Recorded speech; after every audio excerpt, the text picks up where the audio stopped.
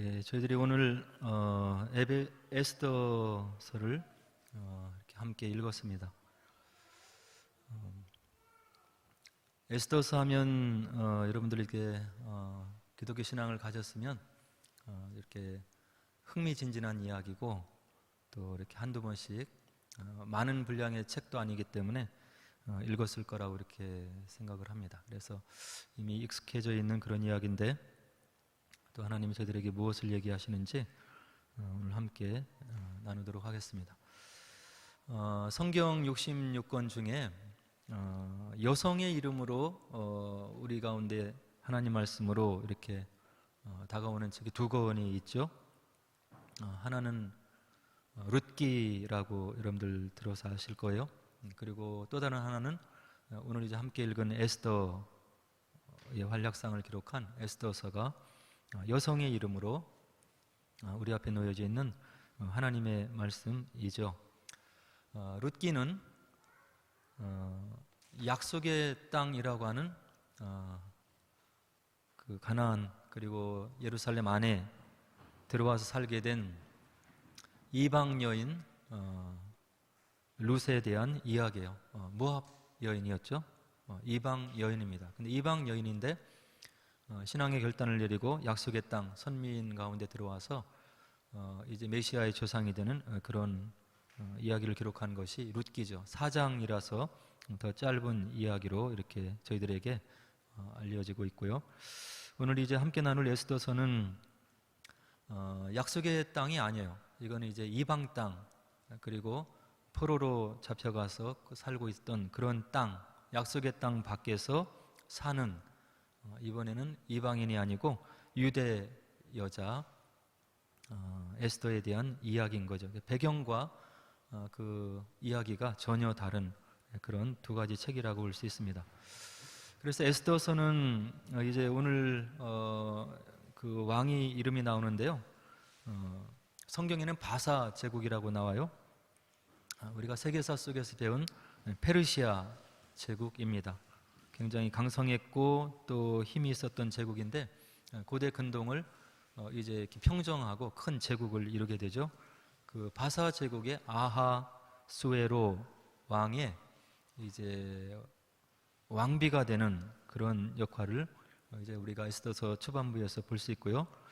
이제 오늘 나오는 그 모르드게라고 하는 사람은 이 에스더와 보면 이렇게 사촌지간으로 이렇게 기록이 되어 있어요. 에스더서 2장 7절에 보면 삼촌의 딸로 이렇게 나오죠. 근데 이렇게 내용을 읽어보면 꼭 이렇게 양녀로 자란 것 같아서 모르드게가 더 이렇게 촌수가 위인 걸로 그렇게 생각할 수 있는데 둘은 사촌지간이에요. 근데 이제 그 삼촌이 일찍 돌아가셨는지 모르드게 이제 스라에서 이렇게 자라나게 된 거죠. 그래서 이 에스더서를 보면 이방 땅의 이야기예요. 가나안 땅에서 이야기도 아니고 예루살렘에서 이야기도 아니고 하나님을 모르는 이방 땅에서 살아가는 유대 백성들의 이야기를 지금 기록해 놓고 있는 거예요. 근데 에스더서가 총 10장으로 되어 있는데 하나님의 이름이 한 번도 등장을 안 해요. 그리고 기도라고 하는 걸 이제 금식 기도는 나오는데 유대인들이라고 하면 뭐 희생제사 그리고 여러 가지 뭐 기도의 제목들이 나올 건데 그런 것들도 별로 이렇게 등장을 하지 않고 그래서 에스더서를 쭉 읽어 나가면 하나님이 전혀 안 보이는 것 같은 하나님께서 이렇게 느껴지지 않는 그런 상황 속에서 이제 유다 백성들이 어려운 공경을 지나고 풀려나고 해방받고 구원을 받는 그런 이야기가 되어 있는 거죠. 그래서 에스더서를 우리가 읽으면 저희들도 하나님을 모르는 세상 가운데 이렇게 살고 있잖아요. 예수를 믿고 예배를 드리고 하나님을 믿는다고 한다면 그런 것을 전혀 모르는 사람들을 통해서 이렇게 비난을 받을 수도 있는 거예요. 바보 같은 사람들, 신이 어디 있다고, 어리석은 사람들, 그냥 자기 스스로 도취가 되어서 종교는 아편인데 이렇게 하면서 기독교 신앙을 갖고 있는 사람들을 멸시하고 또 홀대하는 그런 상황 속에 저희들이 지금 살아가고 있는 거예요. 그리고 어떻게 보면 예수님을 믿는다고 하는 사람들의 여러 가지 잘못된 행태와 또 여러 개 본이 되지 못하는 그런 것들로 인해서 세상 사람들이 더욱더 교회를 비난하고 힐난하고 또 교회에서 신앙생활을 하고 있는 저희들을 향해서 곱지 못한 시선을 이렇게 보내는 그런 가운데 저희들이 살아가고 있는 거죠. 이런 가운데서 하나님이 느껴지지 않는, 그리고 하나님이 보이지 않는 것 같은, 하나님이 없어도 세상 모든 만사가 잘 돌아가고 세상이 잘 돌아가는 것 같은 이 세속 사회에서 저희들이 어떤 믿음을 가져야 되는지를 에스더서가 이제 오늘 분명히 보여주고 있다고 생각을 하는 거예요. 그래서 오늘 본문을 보면 이 아하수에로 왕이 1절에 보니까 어느 날 잠이 오지 않는 거예요. 그래서 이제 역대일기를 좀 가져오라, 지나간 날들 속에서 무엇이 있었는지 내가 좀 듣기를 원한다, 이렇게 해서 그것을 읽어 나가는 중에 이제 그 큰 발견을 하게 되죠. 모르드게가 왕을 모해해서 반란을 일으키려고 하는 그 두 사람, 빅다나와 데레스라고 하는 그런 하인들이 그 두 내시가 아하수에르 왕을 암살하려고 했는데 그것을 성문 곁에 있다가 우연히 듣게 된 거예요. 그래서 그것을 이 왕에게 알려주어서 왕이 이제 큰 화를 면하게 하는 큰 공을 세운 이제 그런 것들이 있었던 거죠. 그런데 이제 이 왕이 이런 이야기를, 모르드게에 대한 역대일기를 펼쳐서 가져오게 하고 읽게 하고 듣는 이런 시점이 어느 시점이냐면 에스더가 이제 왕후가 되어서 이제 하만을 통해서 유대 백성들이 멸절을 당하게 될 그런 위기에 있을 때 이제 에스더가 죽으면 죽으리다 이런 각오로 왕에게 나아갔고 왕이 허락을 했고 이제 이 왕과 하만을 그 에스더가 펼치는 잔치에 초대를 하는 이제 그런 일들이 앞부분에서 있었던 거예요. 그래서 이제 하만이 유대 민족을 다 이제 죽이려고, 멸절을 시키려고 계획을 세우고 그리고 이 모르드게를 자기 집 앞에 세워놓은 그런 큰 장대 위에 이제 다루려고 모함을 해서 그런 계책을 가지고 왕에게 지금 들어오는 그런 찰나에 지금 이 왕이 역대 일기를 가져오라고 하고 읽으면서 모르드게의 이전에 세웠던 공과를 지금 발견하여서 듣게 되는 거죠. 그런다면 이 하만이 왜 모르드게를 이렇게 죽이려고 했을까요? 그리고 모르드게 한 사람의 잘못이라고도 할 수 있는데 왜 유대인 전체를 이 하만이 죽이려고 하는 그런 큰 분노를 냈는지를 우리가 에스더서만 보면은 잘 알 수가 없는 거예요. 그런데 이 모르드게와 하만의 관계를 역사적으로 거슬러 올라가면 이 둘 사이에 철천지 원수였던 두 관계였던 것을 우리가 사무엘상에서 이제 알 수가 있는 거죠. 모르드게는 에스더서 2장 5절을 보니까 어떤 후손이냐면 사울의 아버지 기스 집안 출신의 베냐민 족속의 후손이었어요. 그런데 하만을 우리가 살펴보면 에스더서 3장 1절을 보고 또 사무엘상 15장을 보면 하만이 어떤 사람이냐면 그 이전에 사울 왕을 대항해서 싸운 아말렉 족속의 왕 아각의 후손인 거예요. 다시 말해서 역사적으로 거슬러 올라가면 이 모르드게 집안과 하만 집안 사이에는 철천지 원수 관계에 있었던 것이고 서로를 죽이지 않으면 살아남지 못하는, 그리고 하나님께서 이 아말렉 족속과 사울이 대항해서 싸울 때 그 족속을 진멸하고 택함받은 선민에게 전혀 도움이 안 되는 그런 족속이기 때문에 하나님께서 그들을 진멸할 것을, 그리고 그들이 가지고 있는 모든 것을 바로 하나님께 바칠 것을 이렇게 명령하는 그런 장면을 사무엘상 15장에서 우리가 알 수 있는 거예요. 물론 이와 같이 하나님께서 한 족속을 진멸하라, 그리고 가지고 있는 모든 것을 나에게 다 불태워 바쳐라, 이와 같이 명령을 가혹한 명령을 내리는 그런 법에 대해서 많은 사람들이 납득이 갈 수 있도록 충분하게 설명을 하지는 못해요. 그러나 단 한 치 앞을 내다보지 못하는 이스라엘 백성들, 한 공간 다음 공간을 내다보지 못하는 그 백성들, 하나님의 백성들을 위해서 무엇인가 아말렉 족속이 큰 가시가 되고 걸림돌이 될 거라고 생각하셨던 하나님께서 이와 같이 아말렉 족속을 진멸하라고 하는 그런 명령을 사울 왕에게 이제 내리게 되는 거죠. 그래서 이제 이 하만이 이 아하스웨로 왕의 총애를 받고 이제 벼슬이 승승장구해서 이제 왕 다음에 2인자가 되어 있는 거예요. 그래서 이제 이 하만을 보는 모든 사람들이 이제 하만에게 절을 하고 이제 경배를 하고 이제 그런 일이 있었는데, 오직 한 사람, 성문 곁에 있었던 모르드게라고 하는 사람은 이 하만에게 머리를 굽히지 않고 허리를 굽히지 않는 거예요.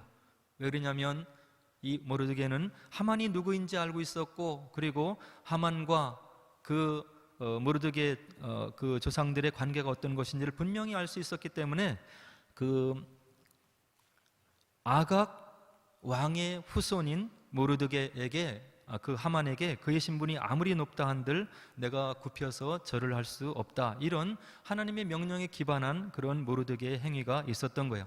그래서 성전 문을 지나가던 이 하만이 모르드게의 이 굽히지 않는 이 모습을 보면 눈에 가시가 되는 거예요. 모든 사람들이 나에게 경배하고 절을 하고 나를 높이고 있고 나에게 찬사를 보내고 있는데 유독 한 사람 모르드게만 꼿꼿이 서서 하만을 인정하지 않는 것을 보고 그를 이제 죽이려고 하는 거죠.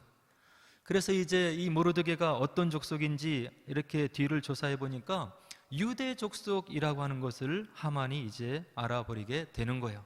그래서 이전 그 조상의 원수 아각 왕의 원수를 내가 이제 갚을 때가 되었다. 그래서 모르드게와 함께 모든 그 수산성에 거하는 모든 유대인들을 내가 씨를 말리리라, 이제 그런 계획을 세우고 지금 왕에게 와서 그런 모든 모략과 계략을 이제 주청을 드리면서 이 모르드게와 유다인들을 처형하려고 하는, 진멸하려고 하는 그런 바로 순간에 지금 왕이 역대 일기를 가져오라, 그렇게 해서 이제 모르드게가 세운 공과를 신하들이 읽는 글을 통해서 이제 알게 되었던 거예요.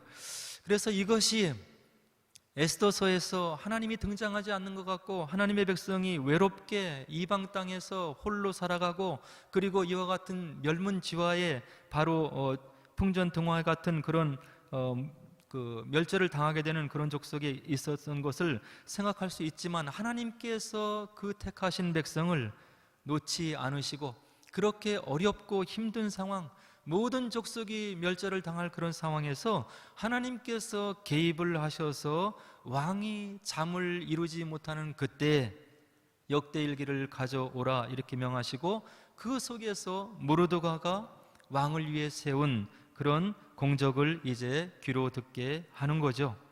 그래서 이제 왕이 물어요. 그렇게 나를 위해서 충성을 다했던 모르드게, 내 생명이 지금 있는 것은 모르드게의 이런 공을 통해서 있게 되는 것인데 그 모르드게에게 어떤 존귀와 관작을 베풀었느냐, 이렇게 3절에서 왕이 이제 신하들에게 묻게 되는 거죠.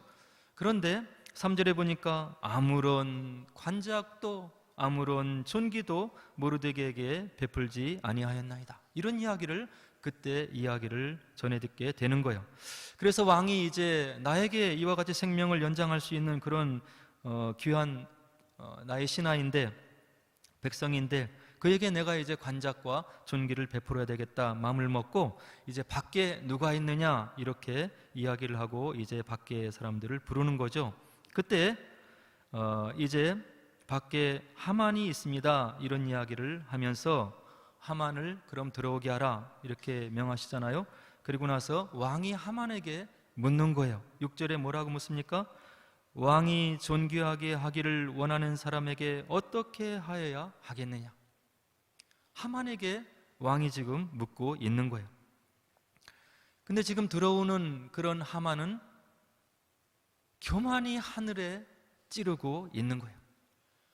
이 땅에서, 이 수산성에서 왕이 존귀하게 하기를 원하는 사람은 나밖에 누가 있겠는가? 이런 생각을 바로 하만이 했다고 하나님의 말씀 6절이 우리들에게 이야기를 해주고 있는 거예요. 아마도 나를 왕께서 더 존귀하게 하시려고 이렇게 나에게 물어보는 것 같다, 이런 이야기를 하면서 바로 자신이 지금 왕이 존귀하게 하려고 하는 그런 사람이라고 생각했다고 6절이 우리들에게 이야기를 해주고 있는 거예요. 그러나 왕의 마음과 내심은 전혀 달랐던 거죠. 하만이 아니고 모르드게, 하만의 대적, 하만이 지금 없애려고 하는 그 모르드게였음을 하만이 지금 알 리가 없는 거예요. 왕이 총애를 주고 그를 존귀하게 여기고, 그리고 그 바사 왕국의 2인자로 세워주고, 그리고 하나님 그 왕이 총애를 주니까 그의 마음이 하늘을 찌를 듯 교만해져서 지금 이와 같은 착각 속에서 왕을 대하고 있는 하만의 모습을 우리가 본문에서 볼 수 있는 거예요. 성경은 우리들에게 뭐라고 교훈을 해주냐면 교만은 패망의 선봉이라고 이야기를 해주고 있는 거예요. 교만에서 벗어날 수 있는 사람은 이 땅에 아무도 없는 거죠. 그래서 사도 야고보는 우리들에게 교만을 이렇게 이야기하면서 하나님 앞에 기도하고 기도해야 될 것을 우리들에게 교훈해주고 있어요. 뭐라고 하냐면 야고보 4장 6절로 10절, 하나님이 교만한 자를 물리치시고 겸손한 자에게 은혜를 주신다 하였느니라. 주 앞에서 낮추라, 그리하면 주께서 너희를 높이시리라. 그러나 이와 같은 하나님의 말씀과 정반대되게 생각을 하고 있는 하만이 이제 왕에게 들어와서 대조하고 있을 때 그 왕께서 뭐라고 얘기를 하냐면, 하만이 이제 뭐라고 왕에게 대답을 하냐면 이와 같이 대답을 해주고 있는 거예요. 왕께서 입으시는 왕복과 왕께서 타시는 말과 머리에 쓰시는 왕관을 가져다가 그 왕복과 말을 왕의 신하 중 가장 존귀한 자의 손에 맡겨서 왕이 존귀하게 하시기를 원하시는 사람에게 옷을 입히고 말을 태워서 성중 거리로 다니며 그 앞에서 반포하여 이르기를 왕이 존귀하게 하기를 원하시는 사람에게는 이같이 할 것이라 하게 하소서. 하만이 자기 일 거라고 생각하고 왕에게 이런 제안을 드리고 있는 거예요. 하만의 이 말을 들은 왕께서 뭐라고 얘기를 해주냐면 10절에 보니까 내가 말한 대로 속히 모르드게에게 행하여 내가 말한 것에서 조금도 빠짐이 없이 하라. 이것이 오늘 본문이 저희들에게 전해지고 있는 하만이 이제 나락으로 떨어지게 되는 시작이 되는 그런 분위기를 우리들에게 전해주고 있는 거예요. 저희들이 신앙생활을 하면서 여러 가지 기도의 제목이 있고 소원이 있고 또 하나님께 나아갈 때가 있는데, 우리가 생각하는 때, 우리가 기대하는 때, 그것보다 우리를 더 잘하시고 우리의 여건과 형편을 더 잘하시는 그 하나님께서 그 때를 우리보다 더 정확하게 하시고, 그리고 우리에게 더 큰 유익이 되는 하나님 때가, 하나님이 생각하는 때가, 우리를 위한 경륜하시는 때가 있음을 오늘 성경 본문이 우리들에게 이야기를 해주고 있는 거예요. 모르드게는 공을 오래전에 세운 거예요. 역적의 무리를 발견해서 왕에게 치하를 받고 관작을 받고 상급을 받을 수 있는 그런 기회가 오래전에 있었는데, 하나님이 보시니까 그때는 때가 아니라서 그것을 왕에서 시야를 가리게 했다가 지금 민족이 죽임을 당하게 되는 절체절명의 위기의 시간에 아하수에로 왕이 그때의 모르드게의 공적을 발견하게 하고 지금 모르드게를 비롯해서 온 유다 백성들을 구원하게 되는 그런 시발점을 지금 하나님께서 이렇게 보이지 않지만 택하신 백성, 그리고 사랑하는 백성을 위해서 하나님께서 철저히 움직이시고 있는 것을 오늘 에스더서가 우리들에게 보여주고 있는 거예요. 우리의 때, 우리를 위해 하시는 상급, 우리의 꿈이 이루어지는 때, 우리가 생각하는 것보다 하나님께서 생각하는 때가 있는 것이고, 모든 것을 헤아려서 모든 사람들에게 더 유익이 되고 모든 가정에게 유익이 되는 그때가 있음을 오늘 본문이 우리들에게 이야기를 해주고 있는 거예요. 이와 같은 이야기가 성경에 보면 요셉도 똑같은 그런 상황이었던 것을 우리가 볼 수 있어요.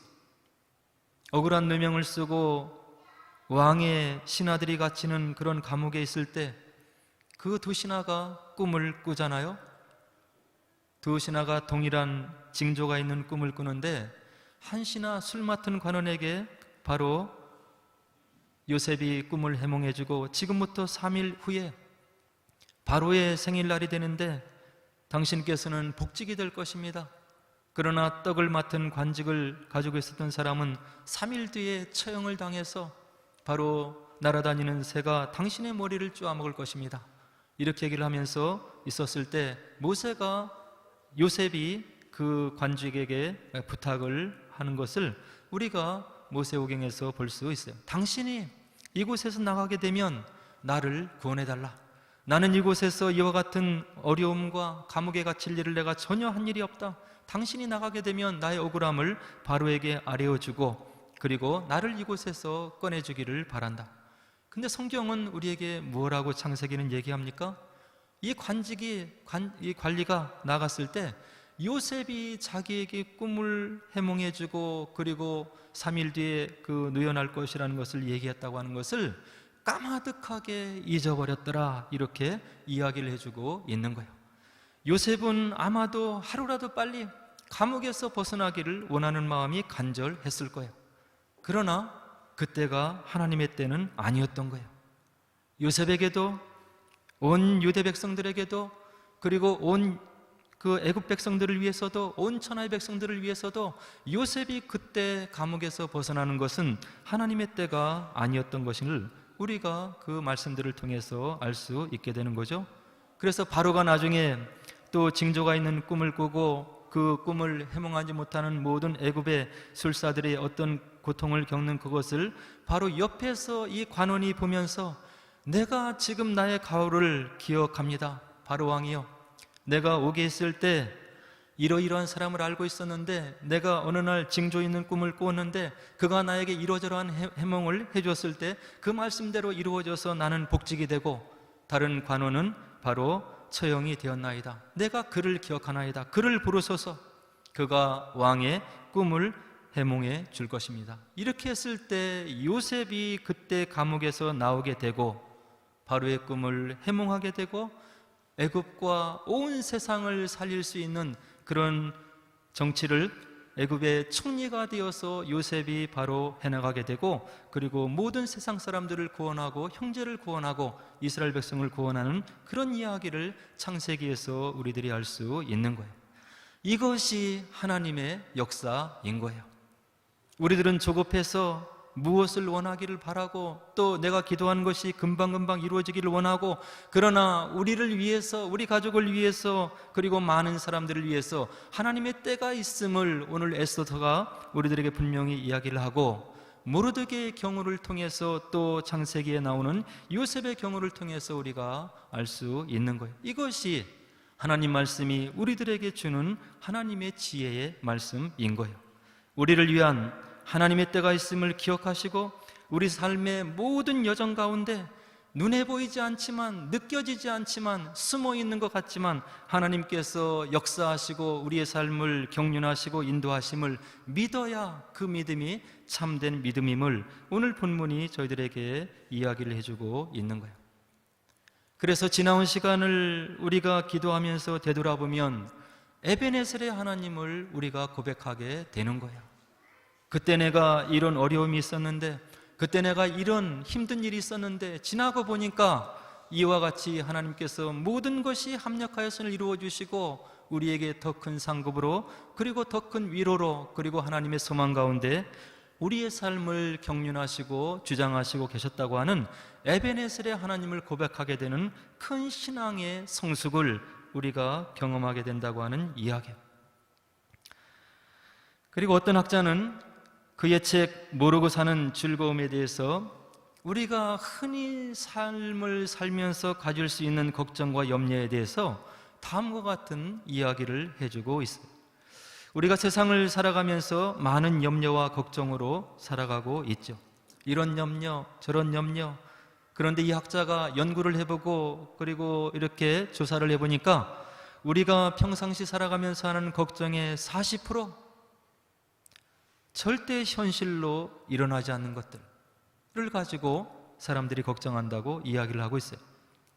그리고 우리가 걱정하는 30% 이미 일어난 일에 대한 걱정을 하고 있다고 이렇게 이야기를 하고 있어요. 그리고 우리들이 하는 걱정 가운데 22%는 사소한 고민들인 것을 이야기하는 것을 봤어요. 그리고 우리가 걱정하는 것의 4%, 우리 힘으로는 어쩔 도리가 없는 일에 대한 걱정을 하고 있는 거예요. 그리고 얼마 안 되는 4%만이 우리가 염려하고 걱정함으로써 바꾸어 놓을 수 있는 그런 일들에 대해서 우리가 염려하고 걱정하더라. 이렇게 바로 어니 젤린스키라고 하는 사람이 바로 모르고 사는 즐거움이라고 하는 책에서 저희들에게 이야기를 하고 있는 거예요. 다시 말하면 우리가 하는 염려와 걱정 96% 부질없는 걱정이라고 하는 것을 이 학자의 연구를 통해서 저희들에게 이야기를 해주고 있는 거예요. 그렇다고 한다면 우리 삶을 먹어 들어가는 기쁨을 잃게 하고 웃음도 잃게 하고 마음의 평화도 빼앗아가는 이런 염려와 걱정에 대해서 하나님의 말씀은 우리들에게 뭐라고 이야기를 해주고 있습니까? 잠언서 17장 22절에 보니까 마음의 즐거움은 양약이라도 심령의 근심은 뼈를 마르게 하느니라. 인간으로서 이 땅의 삶을 살아가면서 하게 되는, 또 할 수밖에 없는 그런 걱정과 염려로 인해서 우리의 뼈가 마르게 하는 그런 삶을 저희들이 살고 있다고 한다는 이야기예요. 성경은 이런 염려, 걱정에 대해서 뭐라고 얘기를 하냐면 우리를 사랑해서 주신 하나님 말씀이 우리에게 주시는 지혜인데, 베드로전서 5장 7절에 너희 염려를 다 주께 맡기라 이는 그가 너희를 돌보심이라. 하나님께서 우리가 어떤 존재인지 아시기 때문에 염려와 걱정 속에 살아가는 저희들의 삶을 미리 아시고 이런 말씀을 우리들에게 주시고 있는 거예요. 너희들이 하고 있는 염려 다 내게 맡기라. 그리고 내가 너희를 돌보아 줄 거다. 그리고 우리 주님께서, 예수님께서 마태복음 6장 34절에서 그러므로 내일을 위하여 너희들이 염려하지 말라. 내일 일은 내일이 염려할 것이요 한날의 괴로움은 그날로 족하니라. 이 말씀을 받고 이 말씀을 나의 삶 속에 적용시키는 것이 믿음의 삶인 거예요. 우리를 잘 아시는 하나님, 그리고 우리를 인도해 가신 하나님을 믿으면서 또 하나님이 우리됨을 아시고 이와 같은 말씀을 주셨는데도 염려하고 걱정하고, 이거는 믿음의 생활이 아닌 거예요. 우리를 사랑해서 주신 이 말씀, 하나님이 나를 사랑해 주셨으니까 내가 염려할 필요가 없는 거지. 지금까지 살아온 것도 하나님의 은혜이고 섭리이고 은총인데 앞날에 있을 일도 하나님께서 나를 위해서, 우리 가정을 위해서 선하게 이루어 주시겠지 하는 것이 믿음이라고 하는 거예요. 하나님이 계신 것을 믿고 그분에게 나아가서 기도하는 것이 믿음이라고 히브리서 기자는 우리들에게 이야기를 해주고 있는 거예요. 아무리 말씀을 많이 듣고 말씀을 열어서 읽어도 말씀이 내 삶 속에 적용이 안 되면 믿음이 성장할 수가 없는 거예요. 하나님은 나보다 크신 분이고 시공간을 초월하신 분이고 지금도 나의 심령을 살피고 계시고 나 심령 가운데 계셔서 나와 함께 동행하시는 하나님이시지, 이것을 믿으면 나를 위해 주신 이 말씀을 믿어야 되는 거예요. 더 좋은 길로, 더 축복된 길로 나를 성장시키셔서 더 큰 사명을 맡기시기 위해서 나를 인도하시고 경륜하시고 섭리하시는 그 하나님을 믿어야 그것이 참된 믿음이라고 하는 거예요. 이런 믿음의 역사가 쌓이고 쌓이다 보면 염려와 걱정에 좀먹는 삶이 그 속에서 해방을 얻게 되는 거예요. 아무리 어려운 일이 닥친다 하더라도 지나간 날에 하나님께서 나를 이렇게 인도하시고 섭리하시고 이런 축복을 주셨는데 이 문제도 능히 이겨내게 하실 것이다. 이것이 믿음인 거예요. 병원에서 아무리 사망 선고를 내도 나에게 사명이 있으면 이 땅의 삶이 끊어지지 않을 것이다. 하나님의 뜻이 무엇인지를 묻고 그 가운데 치유를 받는 것이 신유의 역사인 거예요. 온갖 걱정과 염려를 미리 땡겨하는 것은 믿음의 행위가 아니고 사단이 우리 생각 속에 넣어주는 염려와 걱정인 것이고 믿음을 좀먹게 하는 그런 사단의 공격임을 우리가 말씀을 통해서 깨달으시고, 오늘 에스더서에서 민족이 멸절을 당하게 되는 그런 위기의 순간에 하나님께서 왕에게 이전에 모르드게의 그런 공과를 생각나게 하시고, 하나님의 때에 유다 백성들을 구원하시는 그 하나님의 섭리를 믿으시고, 우리에게 일어나는 여러 가지 일들, 믿음의 안목을 가지시고 하나님께 믿음의 닷을 내려놓으셔서 이 땅을 믿음으로 승리하시고 주님께서 원하시는 그런 믿음의 성숙한 인격의 소유자들이 되셔서 주님께서 원하시는 때 하나님의 일을 위해서 마음껏 쓰임받고 주님을 영광스럽게 하시는 저 여러분 되기를 주의 이름으로 축원하며 기도합니다. 우리 함께 기도하도록 하겠습니다.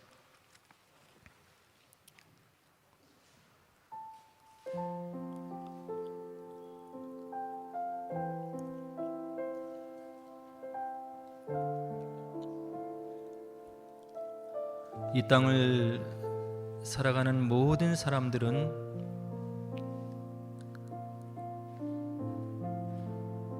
어려움들을 안고 살아가고 있습니다. 하나님을 떠난 세상, 왜곡이 있고 모순이 있기 때문에 이 땅에서 하나님의 온전하신 평화가 이루어지지 않고 있는 그런 현실을 저희들이 눈으로 보고 목도하고 있는 것입니다. 그런 저희들을 불쌍히 여기셔서 부활하신 주님께서 우리에게 그런 이야기를 남겨주신 것입니다. 이 세상에 고통과 염려와 걱정이 없을 것이라고 얘기하신 것이 아니고, 이렇게 힘들고 어려운 세상을 너희들이 살아가지만 내가 세상을 이기었노라, 내가 너희와 함께 할 것이다. 그 하나님께서 우리와 함께 하시기 때문에 우리가 이 땅을 살면서 겪게 하는 모든 어려움들, 아픈 순간들을 이겨낼 수 있다고 하는 이야기입니다. 그 주님을 바라보고 그 주의 말씀을 믿고 문제보다 더 크신 우리 하나님을 믿는 것이 믿음의 삶이고 믿음의 법칙임을 하나님의 말씀이 우리들에게 알려주시고 있는 것입니다. 주님을 바라볼 수 있는 믿음을 허락하옵소서. 문제를 넘어서 주님 나라를 볼 수 있는 그런 믿음을 허락하옵소서. 말씀이 내 삶에 적용되는 참된 믿음의 삶을 살게 하옵소서. 우리 함께 기도하도록 하겠습니다. 기도하겠습니다.